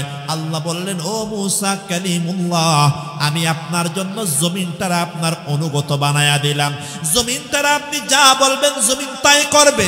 মূসা পয়গম্বর সাথে সাথে জমিন অর্ডার দিলেন, ও জমিন, এই কারুন এবং তার যত সম্পদ আছে সবগুলা সম্পদ সহ কারুনকে জমিনের ভিতরে দশায়া ফেল। বলেন নাউজুবিল্লাহ। জমিনের আল্লাহ মূসা আলাইহিস সালাম অর্ডার দিলেন, ধ্বংস করে ফেল কারুনকে। মূসা আলাইহিস সালাম দোয়া করার সাথে সাথে দেখা গেল কারুন এবং তার যত সম্পদ ছিল সবগুলা জমিনের মধ্যে আস্তে আস্তে ডুবে যেতে লাগলো, দশে যেতে লাগলো। কারুন প্রথমে মনে করছে মনে হয় মূসা আমার সাথে ফাইজলামি করতেছে, কিন্তু ডুবতে ডুবতে যখন কোমর পর্যন্ত ডুবে গেল, কারুন বুঝতে পারলো না না, মনে হয় আমার উপরে চূড়ান্ত আযাব চলে আসছে। কারুন বলল, মূসা আমি তওবা করলাম, ক্ষমা করে দে। মূসা পয়গম্বর বলেন, এখন আর তওবা কবুল হবে? ও মুসলমান, কারুন জমিনের মধ্যে দশে যেতে লাগলো। মুফাসসিরিনে কেরাম বলেন, শুধু তাই না, এখনো পর্যন্ত কারুন জমিনের মধ্যে দশা শেষ হয় নাই, বরং কারুন এখনো জমিনের মধ্যে নিচের দিকে দস্তে দস্তে নিচের দিকে চলে যেতেছে। বলেন নাউজুবিল্লাহ। তাহলে মুসলমান বলেন না, মূসা পয়গম্বর কারুনকে দ্বীনের দাওয়াত দিয়েছিলেন, যাকাত দেওয়ার কথা বলেছেন। কারুন যাকাত তো দেয় নাই, উল্টা মূসা পয়গম্বরের উপর জিনার অপবাদ দিতে চাইলেন। বর্তমান জামানার মধ্যেও দেখবেন উলামায়ে কেরাম যখন মানুষদেরকে যখন কোরআনের দাওয়াত দেন, অনেক আল্লাহর বান্দা এত বড় জালেম আছে, আলেমদের দাওয়াত তো গ্রহণ করে না, উল্টো বেশ্যা মহিলা দিয়ে আলেমদের চরিত্র নষ্ট করার জন্য ষড়যন্ত্র করে। এটি কেনা বলেন? মুসলমান বুলবাল কথা বলে, মিথ্যা কথা বলে, আলেমদেরকে জেলখানার মধ্যে পর্যন্ত দেয়। ও দুনিয়ার মুসলমান, আলেমদের চরিত্র নষ্ট করার জন্য, আলেমদের চরিত্রে কালিমা লেপন করার জন্য যারা দুনিয়ার জমিনে অপবাদ দেয়, মিথ্যা কথা বলে, ও মুসলমান জেলখানার মধ্যে দিয়েছেন। বাংলাদেশের শেখুল হাদিস ইবনে শেখুল হাদিস আল্লামা মামুনুল হক সাহেব দামত বরকাতুহুল আলিয়াকে জেলখানার মধ্যে দেওয়া হয়েছে। যে আল্লাহর বান্দা এত মাদ্রাসার মধ্যে বুখারী শরীফ পড়াতেন, ওনাকে জেনার অপবাদ দিয়ে জেলখানার মধ্যে দেওয়া হয়েছে। ও মুসলমান বলেন না, এই আল্লাহর ওলিদেরকে, এই আলেমদেরকে জেলখানায় দেওয়ার কারণে তাদের মান সম্মান কমছে নাকি বাড়ছে? জবান খুলে বলেন না, কমছে না বাড়ছে? যেই সমস্ত আলেমরা জেলখানা থেকে বের হয়েছেন, এই যে কয়েকদিন আগে বের হয়েছেন, আমাদের একজন শেখুল হাদিস আল্লামা মুফতি সাখাওয়াত হুসাইন রাজি সাহেব দামত বরকাতুহুল আলিয়া, আমাদের একজন ভাই মুফতি রফিকুল ইসলাম মাদানী সহ আরো যত বড় বড় আল্লাহর ওলিরা জেলখানা থেকে বের হয়েছেন। দুনিয়ার মধ্যে নিয়ম হলো জেলখানা থেকে বের হলে সম্মান কমে যায়, কিন্তু আল্লাহর ওলিদেরকে, আলেমদেরকে মিথ্যা অপবাদ দিয়ে যখন জেলখানার মধ্যে দেওয়া হয়, এরা যখন জেলখানা থেকে বের হয়, আল্লাহর কসম জমিনে তাদের সম্মান কমে না, বরং তাদের সম্মান হাজার কোটি গুণে বাড়ায়া দেন কে? এ দুনিয়ার মুসলমান তৈরি থাকেন, এমন একটা দিন আসবে শেখুল হাদিস আল্লামা মামুনুল হক সাহেব যখন আল্লাহর জমিনে জেলখানা থেকে বের হবে, আল্লাহর কসম সারা বাংলাদেশের মানুষ এমনভাবে খুশি হবে, আল্লাহ সম্মান এমনভাবে বাড়ায়া দিবেন যা দুনিয়ার জালেমরা কখনোই কল্পনা করতে পারে না। ঠিক না বলেন না? এজন্য দুনিয়ার মুসলমান চিন্তার কোনো কারণ নাই। কারণ যেমন মূসা পয়গম্বরের চরিত্র নষ্ট করার জন্য মূসা পয়গম্বরের উপর জিনার অপবাদ দেওয়ার ষড়যন্ত্র করেছিল, বর্তমান জামানাতেও যারা আলেমদের চরিত্রের উপরে কালিমা লেপন করার জন্য, আলেমদের মানুষের সামনে বেইজ্জত করার জন্য ষড়যন্ত্র করবে, আমার আল্লাহ ওই জালেমদের জন্য যথেষ্ট আছে কিনা বলেন না? তাহলে মুসলমান বলতে চাইলাম, খুদার মাধ্যমে আল্লাহ পরীক্ষা করবেন, অভাবের মাধ্যমে পরীক্ষা করা হবে। এই কারুনকে আল্লাহ তাআলা সম্পদ নিয়ে পরীক্ষা করেছেন, পরীক্ষায় ফেল হয়ে গেছে, জান্নাতি হয়েছে না জাহান্নামী হয়েছে? জবান খুলে বলেন না, জান্নাতি না জাহান্নামী? আমাকে আপনাকে আল্লাহ তাআলা সম্পদ দেওয়ার পর এটা হলো আল্লাহর পক্ষ থেকে আমানত। 3 নম্বরে আল্লাহ তাআলা বললেন, ওয়ানাকসিম মিনাল আমওয়াল, এই বান্দা তোমাদেরকে 3 নম্বরে পরীক্ষা করা হবে, তোমাদের সম্পদ লস হয়ে যাবে। ব্যবসা বাণিজ্য করতা, আল্লাহর বান্দা তোমার ব্যবসার মধ্যে লস হয়ে গেল, আছে না নাকি? দোকানে আগুন ধরে দোকান পুড়ে যায়, আছে না নাকি নাই? বলেন। আপনি যদি মনে মনে বলেন, ও আল্লাহ, টেকনাফ বাজারে শত শত দোকান আছে, কোনো দোকান না পুড়ায়া আল্লাহ আমার দোকানটা কেন পুড়ালেন? আপনি আল্লাহর সাথে কি আমার দুশ্মনী আছে? এই ধরনের কথা যদি মুখ দিয়ে বের হয়, জবান খুলে বলেন না, আল্লাহ খুশি হবেন নাকি নারাজ হয়ে যাবেন? ওয়ানাকসিম মিনাল আমওয়াল, বান্দা সম্পদের লস হয়ে যাবে, চিন্তা করতে হবে, আমাকে আল্লাহ তাআলা সম্পদের লসটা দিয়েছেন, এমনও হতে পারে এই বছর আমার লস হয়েছে, আগামী বছর 10 গুণ আমার ব্যবসা বাণিজ্যে লাভ দিতে পারেন কে? 4 নাম্বার ওয়াল আনফুস, বান্দা তোমার জানের লস হয়ে যাবে, আপনার কোন আত্মীয় স্বজন মারা যাবে অথবা আপনি অসুস্থ হবেন। আল্লাহর বান্দা অসুস্থ হওয়ার পরে যদি আপনি মনে করেন আল্লাহ আমাকে কেন অসুস্থ বানালেন, আল্লাহ মনে হয় আমার উপরে নারাজ। আরে আল্লাহর বান্দা না না, অসুস্থতার মাধ্যমে আল্লাহ তাআলা বান্দাকে পরীক্ষা করবেন। জবান খুলে বলেন আইয়ুব আলাইহিস সালাতু ওয়াস সালাম দুনিয়ার সাধারণ কোন মুসলমান না, তিনি একজন জালিলুল কদর পয়গম্বর। আইয়ুব আলাইহিস সালামের শরীরে রোগ ব্যাধি হয়েছিল কিনা বলেন না? তাহলে কি আইয়ুব পয়গম্বরকে আল্লাহ দেখতে পারতেন না? বলে না, বলে এগুলা হলো আল্লাহর পক্ষ থেকে পরীক্ষা। বান্দা তোমাকেও পরীক্ষা করা হবে। আপনার শরীরে ক্যান্সার হয়েছে, দুনিয়ার বড় কঠিন রোগ হয়েছে, বান্দা মনে রাখবেন এই ক্যান্সারের মাধ্যমে, কঠিন কঠিন রোগের মাধ্যমে আল্লাহ তাআলা আপনার জিন্দেগিতে যত গুনাহগুলা হয়েছিল সব গুনাহগুলা মাফ করে আপনারে পবিত্র বানায়া তারপরে কবরে নিয়ে যাবেন। বলেন সুবহানাল্লাহ। অনেক সময় দেখা যায় আমরা যাদেরকে আল্লাহর ওলি মনে করি, বুজুর্গানে দিন যারা আছেন, ওনারা মৃত্যুর আগে কষ্ট পান, বছর 2 বছর ধরে কষ্ট পাচ্ছেন। আল্লাহর বান্দা এত বড় একজন আল্লাহর ওলি, কিন্তু দেখা যায় মরণের আগে কষ্ট পায়।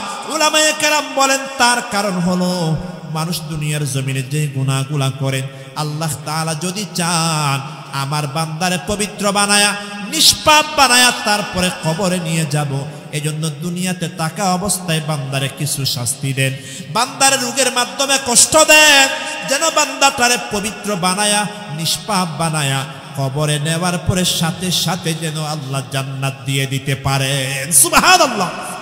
এজন্য মুসলমান আল্লাহ তাআলা বললেন 5 নাম্বার হলো ওয়াসসামারাত, ক্ষেত খামারের মাধ্যমে আল্লাহ পরীক্ষা করবেন। এই যে কয়েকদিন আগে বৃষ্টি হয়েছে, এই বৃষ্টির কারণে আমাদের অনেকের ধানের ক্ষতি হয়েছে, ঠিক কিনা বলেন না?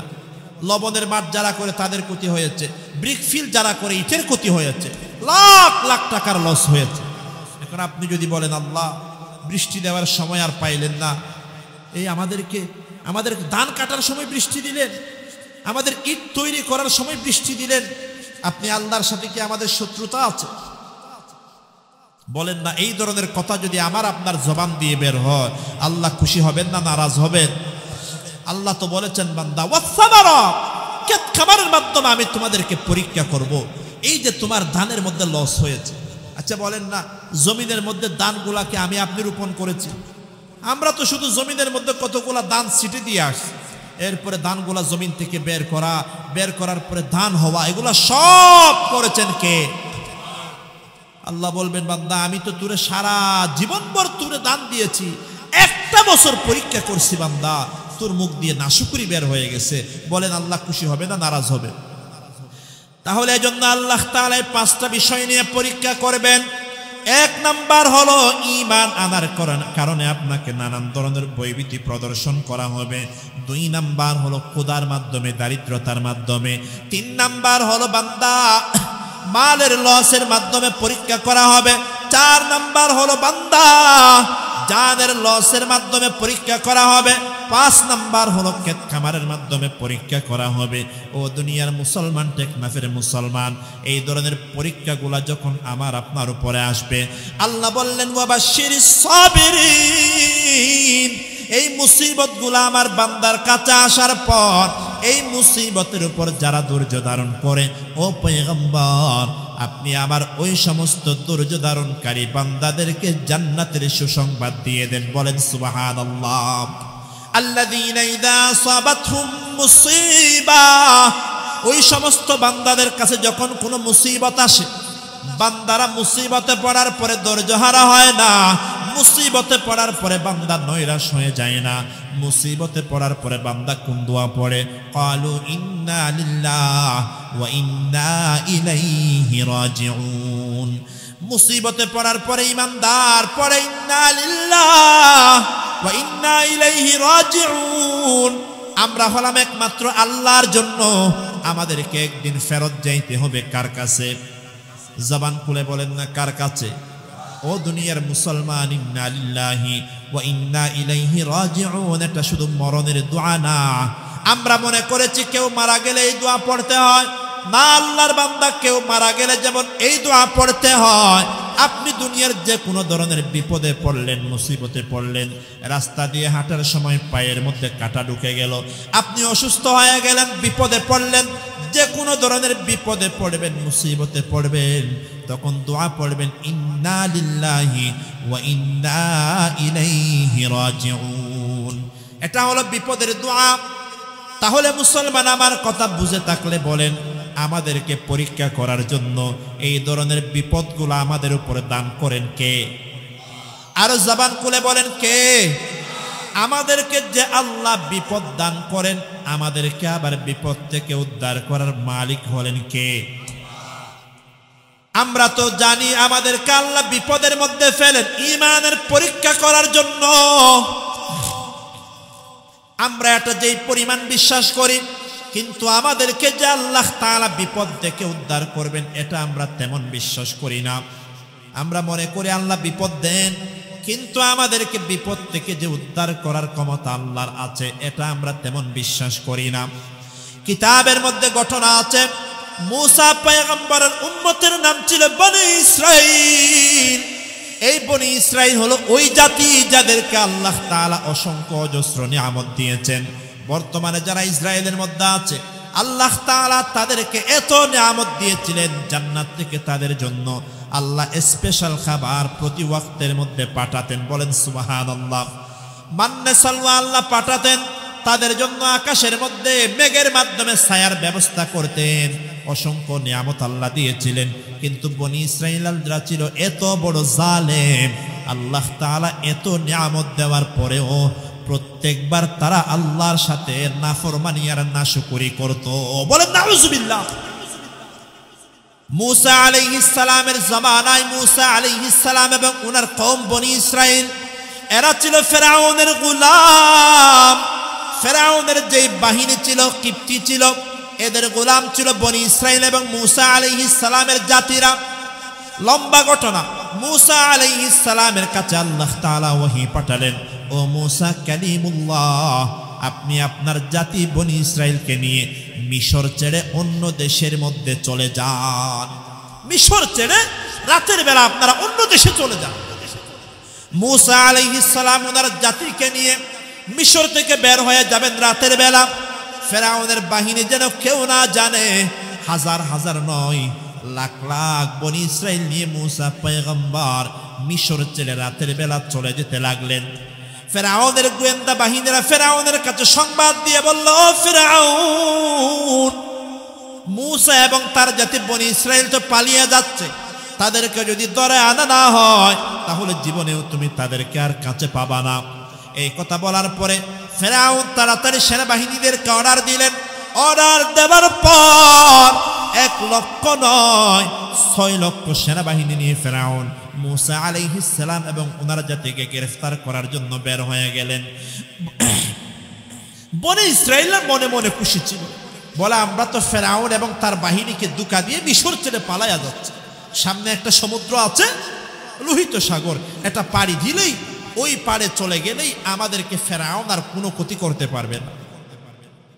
কিন্তু মূসা আলাইহিস সালাম এবং ওনার জাতি যখন সামনে কিছু দূর গেলেন, কিছু দূর যাওয়ার পরে যখন পিছনে ফিরে তাকালেন, দেখা গেল লাখ লাখ সেনাবাহিনীর বিশাল বহর নিয়ে ফেরাউন তাদের পিছনে এসে দাঁড়িয়েছে। ওই যে বিপদে আল্লাহ ফেলে দিলেন। কিন্তু বনি ইসরাইলের মনে তখনও চিন্তা আসে না যে আমাদেরকে আল্লাহ এই বিপদ থেকে ফেরাউনের 6 লক্ষ বাহিনীর হাত থেকেও বনি ইসরাইলকে বাঁচানোর ক্ষমতা আছে কা? বলেন না কা? বনি ইসরাইলের অন্তরে এটা আসে নাই। তখন বনি ইসরাইল সবাই মূসা আলাইহিস সালামের কাছে গিয়ে বললেন, ও মূসা, তুমি আমাদেরকে কি জন্য বের করে নিয়ে আসলে? আমরা তো ফেরাউনের কাছে ছিলাম, ভালোই ছিলাম, কষ্ট হলেও তো জীবিত ছিলাম। ইন্না লামুদরাকুন, ও মূসা, এখন তো আমরা গ্রেফতার হয়ে যাব। এখন তো ফেরাউন আমাদের সবাইকে কচু কাটা করে সবাইকে হত্যা করে ফেলবে, আর বের করে লাভ কি হবে? বনি ইসরাইল যখন মূসা পয়গম্বরের কাছে অভিযোগ করলেন, মূসা, ইন্না লামুদরাকুন, আমরা তো এখন গ্রেফতার হয়ে যাবে, ফেরাউন তো আমাদেরকে হত্যা করে ফেলবে। मूसा पैगम्बरेर काछे कथा बोलार परे मूसा पैगम्बर बोललेन काला कल्ला इन्ना माइया रब्बी सायाहदीन। मूसा पैगम्बर बोललेन बनी इस्राइल कल्ला এটা কখনো হতে পারে না, আমরা কখনো ফেরাউনের হাতে গ্রেফতার হব না, বন্দী হব না, আমরা কখনো ফেরাউনের হাতে বন্দী হব না। কারণ হলো ইন্না মাইয়া রব্বি, কারণ তোমরা তো মনে মনে ভয় পাচ্ছ রে বনি ইসরাইল, কিন্তু আমি জানি আমার সাথে দুনিয়ার কোনো শক্তি না থাকলে কি হবে, আমার সাথে তো একজন আছেন, তিনি হলেন কে? আমার সাথে আমার রব আছেন, সায়াহদীন, আমার রব আমাকে অবশ্যই রাস্তা দেখাবে। मूसा আলাইহিসসালাম যেই কথা বলেছিলেন, আমাদের পয়গম্বর মুহাম্মদ আরবি সাল্লাল্লাহু আলাইহি ওয়াসাল্লাম যখন আবু বকর রাদিয়াল্লাহু আনহুকে নিয়ে হিজরত করতেছিলেন, গারে সাউর নামক একটা গুহার মধ্যে নবীজি হযরত আবু বকরকে নিয়ে আত্মগোপনে ছিলেন। কাফেররা তাদেরকে তালাশ করে করে ওই গুহার মধ্যে চলে গেল। হযরত আবু বকর বললেন, কাফেররা আমাদেরকে দেখে ফেলবে, এই বয়ে আমি একেবারে ভীত হয়ে গেলাম।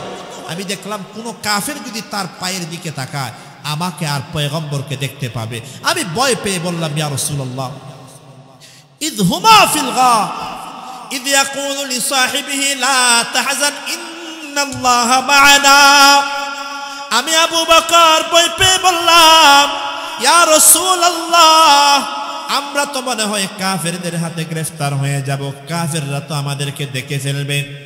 হযরত আবু বকর যখন এই কথা বললেন, আল্লাহর পয়গম্বর বললেন, ও আবু বকর লা তাহজান, তুমি কোনো চিন্তা করিও না। ও আবু বকর তুমি মনে করেছো আমরা দুইজন, অথচ আমরা দুইজন না, ইন্নাল্লাহা মা'ানা। ও আবু বকর তুমি আর আমি দুইজন না, আমাদের সাথে তৃতীয় আরেকজন আছেন, তিনি হলেন কে? নবীদের উত্তরে কি? মুসা পয়গম্বর বনি ইসরাইলকে সামনে নিয়ে সমুদ্রের সামনে বলেছিলেন, না কখনো হতে পারে না, আমরা কখনো ফেরাউনের হাতে বন্দী হব না, আমার রব আমার সাথে আছেন, তিনি অবশ্যই আমাদেরকে পথ প্রদর্শন করবেন। বলেন সুবহানাল্লাহ। বনি ইসরাইল কেমন টেরা জাতি, বলল মুসা কেমনে বাঁচাবে তোমার আল্লাহ? এই তো ফেরাউন 6 লক্ষ বাহিনী নিয়ে আসছে, আমাদেরকে তো একেবারে পিষে ফেলবে। সাকাল বাহার, ও মুসা আল্লাহ তাআলা ওহী পাঠালেন, ও মুসা তোমার হাতের মধ্যে যেই লাঠি আছে ওই লাঠিটা সমুদ্রের মধ্যে মারো।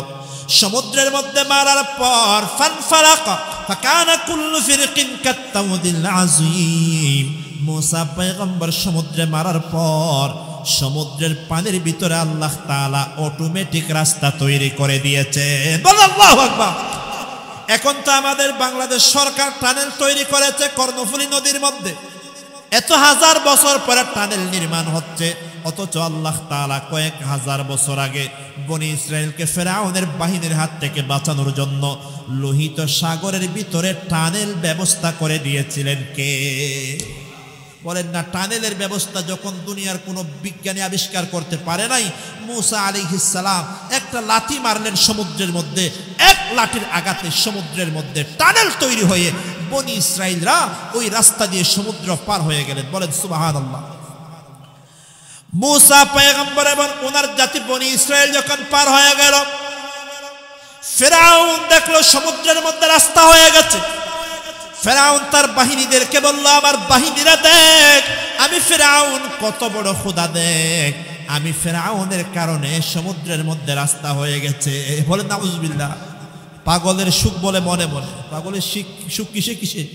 ফেরাউনে মনে করছে রাস্তা তার হুকুমে তৈরি হয়ে গেছে, কিন্তু এই কুলাঙ্গার তো জানে না এই রাস্তার মধ্যেই তার জীবনের শেষ কবর রচিত হবে। ঠিক না বলেন না?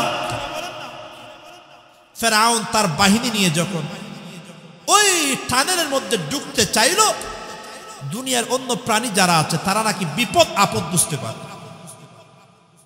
ফেরাউন যে উটের উপর সওয়ার ছিল সেটা সামনে যেতে চায় না, কারণ এই উট তো দেখতে পাচ্ছে এই টানেলে নামার অর্থ হলো, এই পানির মধ্যে নামার অর্থ হলো আমার মৃত্যু হয়ে যাওয়া। তখন উট যখন নামতে চায় না, আল্লাহ বললেন তোরে তো মরতেই হবে আজকে সমুদ্রে। আল্লাহ তাআলা জিবরিল আলাইহিস সালামকে পাঠালেন, ও জিবরিল কি আস দাঁড়ায়া থাকছিস কেন, তাড়াতাড়ি যা। একটা মহিলা উট সামনে দিয়ে দৌড় মারল। পুরুষ উট যখন দেখলো সামনে একটা মহিলা দৌড় মারছে, তখন পুরুষ উট বলে বিপদ আসলে আসুক, আগে এটারে ধরতে হবে। ওই ফেরাউনের উটটা তখন পুরুষ উট দৌড় মারছে মহিলা উটটারে ধরার জন্য। ফেরাউনের উট যখন দৌড় মারছে, পিছনে 6 লক্ষ সেনাবাহিনী সবাই দৌড় মারছে। সবগুলা উট যখন সমুদ্রের মাঝখানে চলে গেল, সমুদ্রের মাঝখানে যাবার পর আল্লাহ তাআলা পানিকে অর্ডার দিলেন কুন ফায়াকুন। জবান খুলে বলেন না, সমুদ্রের মধ্যে রাস্তা তৈরি করে দিয়েছিলেন কে? সেই আল্লাহ। আবার বললেন কুন ফায়াকুন। আল্লাহ বললেন, ও রাস্তা, তুই আগে যেমন পানি ছিলি সেই রকম পানি হয়ে যা। আল্লাহর অর্ডার পাওয়ার পরে রাস্তাগুলো আবার পানি হয়ে গেল। পানি যখন হয়ে গেল, 6 লক্ষ সেনাবাহিনী যারা ছিলেন সবাই ওই সমুদ্রের মধ্যে ডুবে মারা গেল, কিন্তু ফেরাউন মারা যায় নাই। আল্লাহ তাআলা জিবরিল আলাইহিস সালামকে পাঠালেন। জিবরিলকে পাঠানোর পরে ফেরাউনকে উপরে তোলা হলো। ফেরাউন তখন বলতে লাগলো, ও মূসা, আমি তোমার খোদার উপরে ঈমান নিয়ে আসলাম। আমান্তু, ও মূসা, আমি তোমার খোদার উপরে ঈমান আনলাম। জবান খুলে বলেন, ঈমান আনতেছেন কে? বলেন না কে? ফেরাউন যখন ঈমান আনতেছে, জিবরিল আলাইহিস সালাম মানুষের আকৃতি নিয়ে ফেরাউনের সামনে হাজির হয়ে গেল। ফেরাউনের সামনে হাজির হওয়ার পর তখন জিবরিল আলাইহিস সালাম বললেন, ও ফেরাউন, আমাকে চিনোনি? তুমি কি আমারে চিনো? ফেরাউন বলে, আমি তো তোমারে চিনি না। ফেরাউন এই কথা বলার পরে জিবরিল আলাইহিস সালাম বললেন, ও ফেরাউন, কয়েক বছর আগের কথা চিন্তা কর। একবার তুই ঘর থেকে বের হওয়ার সময় আমি তোর সামনে দাঁড়িয়ে জিজ্ঞেস করেছিলাম, ফেরাউন, দুনিয়ার কোনো মানুষ যদি, দুনিয়ার কোনো গোলাম যদি মালিকের নাফরমানি করে, মালিক দুনিয়ার সব নিয়ামত দেওয়ার পরেও যদি মালিকের অবাধ্যচারণ করে, ওই গোলামকে কি শাস্তি দেওয়া দরকার? তখন তুই ফেরাউন বলেছিলি, ওই গোলামের মুখের মধ্যে ফুট ঢুকায়া গোলামরে হত্যা করা দরকার। কি ঢুকায়া? ফুট ছিলেন না ভাই? তখন জিবরিল আলাইহিস সালাম বললেন, ও ফেরাউন, আমি হলাম সেই 2 বছর আগের মানুষ। তুই যেমন বলেছিলি যে গোলাম মালিকের নাফরমানি করে, ওই গোলামের মুখে ফুট ঢুকায়া গোলামকে হত্যা করা দরকার। এই দেখ, আমি ফুট নিয়ে আসছি ফেরাউন। যে আল্লাহ তোরে এত নিয়ামত দিয়েছিলেন, 400 বছর হায়াত দিয়েছেন, জীবনে কোনোদিন মাথা ব্যথা করে নাই, জীবনে কোনোদিন গায়ে জ্বর ওঠে নাই, ডায়রিয়া হয় নাই, এত নিয়ামত যে আল্লাহ দিয়েছিলেন, ওই আল্লাহর শুকরিয়া আদায় করবি দূরের কথা, বরং তুই দাবি করেছিলি আনা রব্বুকুমুল আলা, আমি মিশরের প্রেসিডেন্ট নয়, আমি মিশরের খোদা। আল্লাহ বলে কেউ নাই, বলেন না নাউজুবিল্লাহ। তুই আল্লাহর সাথে এত বড় নাফরমানি করেছিলি ফেরাউন। তোর বিচার অনুযায়ী আজকে তুরে হত্যা করার জন্য আল্লাহ তাআলা আমার কতগুলা ফুট দিয়ে পাঠাইছেন। এই ফুটগুলা তোর মুখের মধ্যে ঢুকায়া তুই ফেরাউনকে চিরদিনের জন্য দুনিয়ার জমিন থেকে বিদায় করে জাহান্নামে নিক্ষেপ করা হবে। বলেন নাউজুবিল্লাহ। আল্লাহ বললেন, ফালইয়াউমা নুনাজ্জিকা বিবাদানিকা লিতাকুনা লিমান খালফাকা আয়া। ও ফেরাউন, আমি আল্লাহ তোমার জন্য একটা আলাদা বিধান দিয়ে দিলাম। দুনিয়ার মানুষ মারা যাওয়ার পরে কবরে দাফন করে দেওয়া হয়, কিন্তু ফেরাউন, তোমার লাশটাকে আমি আল্লাহ নষ্ট হতে দেব না। দুনিয়ার মধ্যে দেখা যায় একটা মানুষ মারা যাওয়ার পর 8-10 ঘন্টা পরে তার লাশটা পচতে আরম্ভ হয়ে যায়, দুর্গন্ধ বের হওয়া আরম্ভ হয়ে যায়। কিন্তু আল্লাহ তাআলা ওয়াদা করেছিলেন, ফেরাউন, তুই তো মারা যাবি, কিন্তু মারা যাওয়ার পরে তোর লাশটাকে আমি আল্লাহ পচতে দেব না, নষ্ট হতে দেব না। কিয়ামত পর্যন্ত যত মানুষ আসবে সমস্ত মানুষদের জন্য তোর লাশটাকে আমি আল্লাহ সংরক্ষণ করব।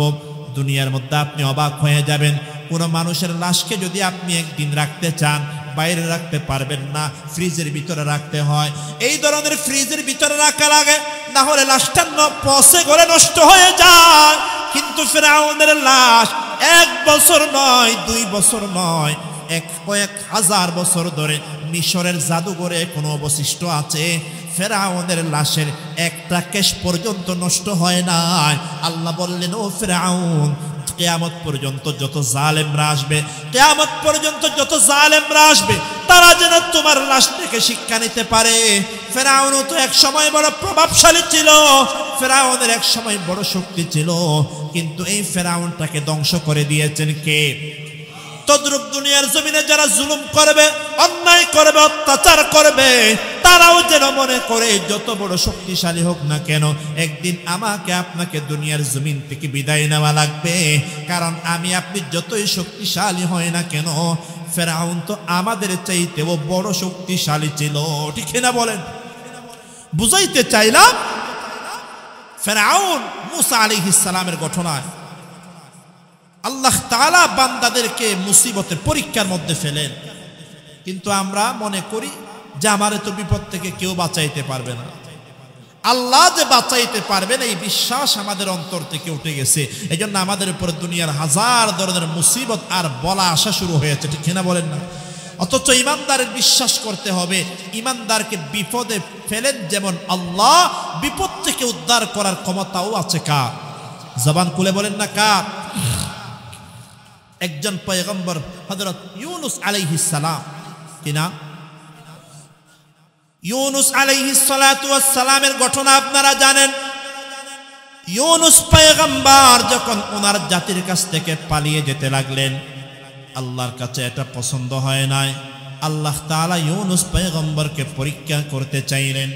ইউনুস আলাইহিস সালাম যেই নৌকার উপরে উঠলেন, ওই নৌকাটা ডুবে যেতে লাগলো, ডুবে যেতে চায়, বারবার ডুবে যেতে চায়। একজন মানুষ নৌকার মধ্যে বেশি হয়ে গেছে, এখন কি করা যায়?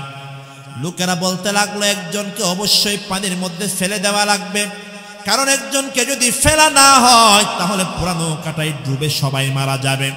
এখন সবাই পরামর্শ করতে লাগলো কাকে পানির মধ্যে নিক্ষেপ করা যায়। এখন কেউ তো পানিতে পড়তে চায় না। শেষ পর্যন্ত সিদ্ধান্ত হলো লটারি দেওয়া হবে। ওই লটারির মধ্যে যার নামটা উঠবে তাকে সমুদ্রের মধ্যে নিক্ষেপ করে দেওয়া হবে। লটারি দেওয়ার পরে দেখা গেল, একবার লটারি দেওয়া হলো, লটারি দেওয়ার পরে দেখা গেল যার নামটা উঠছে তিনি আর কেউ না, তিনি হলেন সাইয়্যিদুনা ইউনুস আলাইহিস সালাম। নিক্ষেপ করে দিতে হবে সমুদ্রে। লোকেরা বলল না না না, এত বড় একজন নবী, এত বড় একজন দামি মানুষ, ওনাকে আমরা নিক্ষেপ করতে পারবো না, আবার লটারি দাও। আল্লাহর কি কুদরত! দ্বিতীয়বার লটারি দেওয়ার পরে দেখা গেল ইউনুস আলাইহিস সালামের নাম উঠছে। তৃতীয়বার লটারি দেওয়ার পরে দেখা গেল আর কারো নাম উঠে নাই। উঠছে কার নাম? বলেন না কার নাম? ইউনুস আলাইহিস সালামের নাম। উনি কি আমাদের মতো সাধারণ মানুষ নাকি নবী? নবী, এত বড় নবী, ওনার নাম উঠছে। ইউনুস আলাইহিস সালাম তখন বললেন, হ্যাঁ হ্যাঁ আমি অপরাধী, আমাকে সমুদ্রে নিক্ষেপ করে দাও। লোকেরা আর কোন রাস্তা না পেয়ে হযরত ইউনুস আলাইহিস সালাতু ওয়াস সালামকে সমুদ্রে নিক্ষেপ করা হলো। আশাদ্দুন নাসি বালাআন আল আম্বিয়া ফাল আমসালু ফাল আমসাল। এই দুনিয়ার জমিনে সবচেয়ে বড় মুসিবত আসে নবীদের উপরে। ইউনুস আলাইহিস সালামকে সমুদ্রে নিক্ষেপ করে দেওয়া হলো। সমুদ্রে নিক্ষেপ করার পর আল্লাহ তাআলা একটা মাছ পাঠায়া দিলেন। মাছের কাছে আল্লাহ ওহী পাঠালেন, ও মাছ, আমার একজন দামি একজন পয়গম্বরকে সমুদ্রে নিক্ষেপ করা হয়েছে, আমার বান্দা ইউনুসের যেন বিন্দু পরিমাণ যেন কোনো ক্ষতি না হয়, আমার বান্দা ইউনুসকে তুই মাছ গিলে ফেলবি। কিন্তু মাছের কাছে আল্লাহ এটাও ওহী পাঠালেন, তুই মাছ শুধু আমার নবীকে গিলতে পারবি, কিন্তু আমার নবীর কোন অংশ খেতে পারবি না, খাওয়া যাবে না, কিন্তু শুধু গিলে তোর পেটের মধ্যে আমার নবীকে তুই সংরক্ষণ করে রাখবি। ইউনুস আলাইহিস সালামকে মাছ যখন গিলে ফেলল, আল্লাহ তাআলা কুরআনুল কারীমের মধ্যে বলেছেন, ইউনুস পয়গম্বর ওই সমুদ্রের ভিতরে গভীর রাতের মধ্যে যখন মাছের পেটের ভিতরে যখন ইউনুস আলাইহিস সালাম চলে গেলেন, এমন অন্ধকার, আল্লাহ বলেছেন যুলুমাতুন বাযুহা ফাওকা বায, এমন অন্ধকার, একটার চাইতে আরেকটা অন্ধকার। একটা হলো রাতের অন্ধকার, আরেকটা হলো সমুদ্রের ভিতরে গভীর অন্ধকার, 3 নাম্বার হলো মাছের পেটের ভিতরে অন্ধকার। 3 অন্ধকারের ভিতরে এমন অন্ধকার নিজের হাত পর্যন্ত দেখা যায় না। তখন ইউনুস পয়গম্বর বুঝতে পারলেন, আমাকে এই বিপদ থেকে উদ্ধার কেউ করতে পারবে না, এই মাছের পেটের বিপদ থেকে আমার কেউ বাঁচাইতে পারবে না, সমুদ্রের গভীরে থেকে আমার কেউ বাঁচাইতে পারবে না। বাঁচাইতে যদি পারেন তিনি হলেন শুধু একজন, তিনি হলেন কে? জবান খুলে বলেন না কে? ইউনুস আলাইহিস সালাম মাছের পেটের ভিতরে দোয়া পড়লেন। কি দোয়া পড়লেন আমরা সবাই জানি, লা ইলাহা ইল্লা আনতা সুবহানাকা ইন্নী কুনতু মিনাজ জালিমিন। এটাকে বলা হয় দুআয়ে ইউনুস। ইউনুস আলাইহিস সালাম মাছের পেটের ভিতরে দোয়াটা পড়েছিলেন। ও মুসলমান, এটা হলো মুসিবতের দোয়া। ইউনুস পয়গম্বর বলেছিলেন, লা ইলাহা ইল্লা আনতা, আমার কোনো ইলাহ নাই, আমার কোনো রব নাই, আমার রব হলেন একমাত্র আমি, আপনি আল্লাহ। লা ইলাহা ইল্লা আনতা সুবহানাক, আল্লাহ আমি আপনার পবিত্রতা বর্ণনা করতেছি। ইন্নী কুনতু মিনাজ জালিমিন, আল্লাহ আমি তো মস্ত বড় অপরাধী, আমি হলাম একজন অপরাধী। ইউনুস পয়গম্বর দোয়াটা পড়লেন।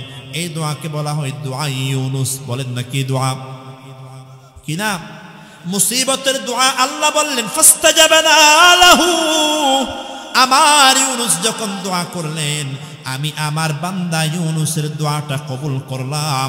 ফাস্তাজাবনা লাহু ওয়া নাজ্জাইনাহু মিনাল গাম, আমার ইউনুসকে মাছের পেটের বিপদ থেকে আমি আল্লাহ উদ্ধার করে দিলাম। বলেন সুবহানাল্লাহ। এখন আপনি মনে মনে চিন্তা করতে পারেন, এটা মনে হয় শুধু ইউনুস আলাইহিস সালামের জন্য নির্দিষ্ট। আল্লাহ বললেন না না, ওয়া কাযালিকা নুনজিল মুমিনিন, এ বান্দা কিয়ামত পর্যন্ত আমার যত বান্দা বান্দিরা জমিনের মধ্যে আসবে, আমার যত বান্দারা জমিনে আসবে, আমার কোন বান্দাও যদি দুনিয়ার জমিনে বিপদে পড়ার পর, মুসিবতে পড়ার পর, আমার কোন বান্দাও যদি এই দোয়াটা পড়ে, আমার ওই বান্দাদেরকে কিয়ামত পর্যন্ত মুসিবত থেকে উদ্ধার করবেন কে? জবান খুলে বলেন না কে? এজন্য এটা হলো মুসিবতের দোয়া। একটা মজার ঘটনা শুনেন। বাংলাদেশ স্বাধীনতার সময় যখন পাকিস্তানি বাহিনী আমাদের দেশে ছিল, তখন এরা গ্রামে এসে এসে মুসলমান না হিন্দু এটা চেক করত। মুসলমান হিন্দু হলে পাকিস্তানিরা বিভিন্ন নির্যাতন করতো, ঘটনা আছে, লম্বা ঘটনা। তখন একজন আল্লাহর বান্দাকে এরা ধরলো, পাকিস্তানি বাহিনী ধরে, বলে তুমি কি মুসলমান না হিন্দু? বলে আমি মুসলমান। বলে মুসলমান হলে কালিমা পড়। মুসলমান হলে কি পড়? তুই যে মুসলমান এর প্রমাণ হলো কালিমা পড়। তখন এই বেটা পড়তেছে, কালিমা পড়তেছে, লা ইলাহা ইল্লা আনতা সুবহানাকা ইন্নী কুনতু মিনাজ জালিমিন। কি দোয়া পড়ছে ভাই? লা ইলাহা ইল্লাল্লাহ মুহাম্মাদুর রাসূলুল্লাহ না লা ইলাহা ইল্লা আনতা সুবহানাকা? তো পাকিস্তানি বাহিনী বলতেছে, ये तो मुसीबत का दुआ है, ये तो किसका दुआ है? তো ওই মুসলমানও বলে, ভাই আমিও তো এখন মুসিবতে আছি। কিসে আছি? আমিও তো মুসিবতে আছি, এই জন্য তো মুসিবতের দোয়া পড়লাম। এই জন্য এটা হলো মুসিবতের দোয়া। এই জন্য মুসলমান আলহামদুলিল্লাহ, আমাদের আজকের এই মাহফিলের প্রধান বক্তা যিনি সুদূর ঢাকা থেকে আগমন করেছেন, প্রখ্যাত মুফাসসিরে কোরআন হযরত মাওলানা ইসমাইল বুখারী সাহেব কাশিয়ানী সাহেব আমাদের মাঝে উপস্থিত হয়েছেন। আমরা সবাই একবার নারায়ে তাকবীর দিয়ে হুজুরকে বরণ করে নি। সবাই বলি নারায়ে তাকবীর। আর জবান খুলে বলেন নারায়ে তাকবীর।